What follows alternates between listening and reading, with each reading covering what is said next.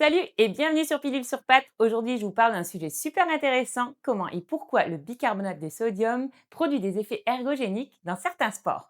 Mais alors, avant de rentrer dans le vif du sujet, j'aimerais d'abord faire un mini rappel sur quelques concepts biochimiques. Mais attention là, je vais y aller vraiment grosso modo, d'accord? Lorsque vous faites une activité physique, votre muscle a besoin d'énergie. Il utilise en général les glucoses pour produire de l'ATP. Ça, c'est votre énergie. Cette ATP, lorsqu'elle est hydrolysée dans votre muscle, elle provoque une accumulation d'H+, responsable finalement de votre baisse de performance. C'est à ce niveau-là justement que le mécanisme prédominant du bicarbonate de sodium agit. Sur ce schéma, vous voyez que quand on fait de l'exercice, il y a une accumulation ici d'ion H+, dans le muscle qui provoque une diminution de votre pH, donc une acidification de votre milieu intracellulaire. Le bicarbonate, lui, c'est du NaHCO3-. Le HCO3- va capter les ions H+ dans votre milieu extracellulaire, dans votre sang, que vous voyez ici. Ceci va augmenter le pH à l'extérieur de votre cellule. Ça va créer comme un genre d'appel d'air supermassif. Le transporteur MCT1 que vous voyez là, il agit comme une porte de sortie dans la paroi musculaire. Il s'ouvre en grand et il permet de laisser sortir les ions H+ du muscle pour diminuer l'acidité. Donc là, vous voyez que l'acidité descend, la brûlure est retardée, puis la personne peut maintenir une puissance maximale beaucoup plus longtemps. Donc vous comprenez via ce mécanisme que le bicarbonate agit sur deux phénomènes. Le premier, il permet de bien tamponner le milieu intra- et extracellulaire. Et le deuxième, c'est qu'il permet les flux des ions H+ vers l'extérieur. Il retarde donc comme ça l'acidose intramusculaire. Regardez ensuite le deuxième mécanisme super intéressant. Dans une fibre musculaire, il y a beaucoup de K+ à l'intérieur et beaucoup de Na+ à l'extérieur. La pompe Na+, K+, ATPase, elle maintient cet équilibre ici. Elle utilise l'ATP pour faire sortir 3 ions sodium Na+, et faire entrer 2 ions potassium K+. Donc, elle garde le K+ dans la cellule musculaire. Elle aide à maintenir l'excitabilité du muscle, permet de continuer à produire des potentiels d'action pendant l'exercice.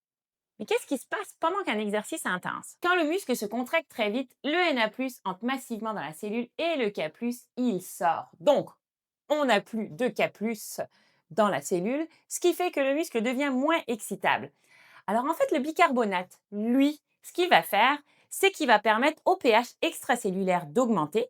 Il y aura moins d'acidose autour du muscle. En rétablissant l'équilibre acido-basique entre l'intérieur et l'extérieur de la cellule, eh bien la pompe Na+ KTPase fonctionne mieux et en règle générale, le potassium K+, peut forcément rester un petit peu plus à l'intérieur de la cellule et donc améliorer la contraction musculaire plus longtemps. Allez, passons au troisième mécanisme. Très intéressant, je vous ai dit que le corps, lui, il va utiliser l'ATP. Mais qu'est-ce qu'on fait quand il n'y en a plus? Ou alors que on atteint la limite. Il y a un système ultra rapide qu'on appelle le système phosphocréatine. C'est un mécanisme qui permet à votre corps de produire de l'ATP très rapidement par de la phosphocréatine qui est stockée. Le problème, c'est que cette phosphocréatine fonctionne très mal en milieu acide. Là encore, en ayant du bicarbonate de sodium, on crée un effet tampon, la phosphocréatine peut mieux fonctionner et on rétablit plus rapidement et mieux l'ATP disponible pour créer un effort intense. Le dernier mécanisme que je vois avec vous aujourd'hui, c'est la glycolyse. En fait, encore une fois, en restituant un équilibre un petit peu plus basique, la glycolyse peut fonctionner beaucoup mieux. Glycolyse améliorée, donc production d'ATP améliorée. Maintenant que vous avez compris comment ça fonctionne, pour quel sport est-ce que ce bicarbonate de sodium est le plus utile? Cette figure résume essentiellement les sports où le bicarbonate peut être particulièrement utile parce qu'il y a des efforts intenses répétés avec des périodes de récupération incomplètes.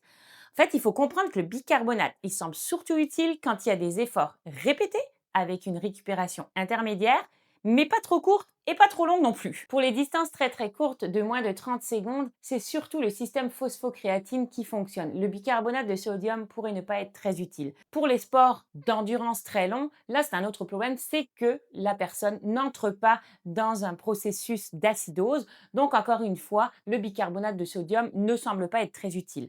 La dose maintenant.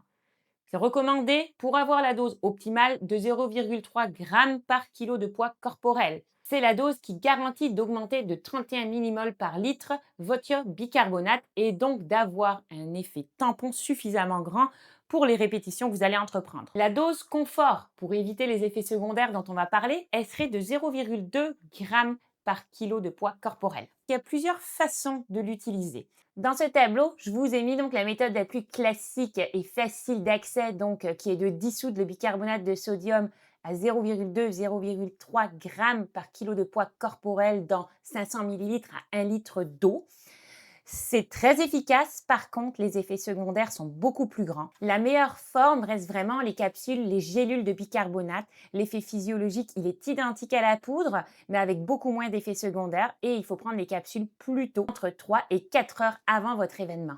Sinon, il existe aussi les hydrogels qui fonctionnent très bien avec très peu d'effets gastro-intestinal. Et pour finir, vous pouvez les retrouver en pommade, mais celles-ci sont beaucoup plus difficiles d'utilisation parce qu'on ne sait pas la quantité de bicarbonate qui traverse votre peau. Par contre, c'est certain qu'il n'y a aucun effet secondaire parce que ça ne passe pas par votre intestin et votre estomac. La plus grande astuce que je peux vous donner, c'est de consommer ce bicarbonate en ingérant des glucides 1,5 g par kilo de poids corporel en même temps. Et l'autre façon aussi, c'est que vous pouvez commencer à ingérer du bicarbonate 7 jours avant votre prise pour permettre à votre corps de commencer à s'habituer. Mais là encore, on va voir plus tard, on va parler des interactions ou alors les personnes à risque parce que le bicarbonate de sodium reste quand même un produit extrêmement salé. Donc, c'est pas tout le monde qui va pouvoir en consommer, surtout pas sur 7 jours consécutifs. Parlons du timing.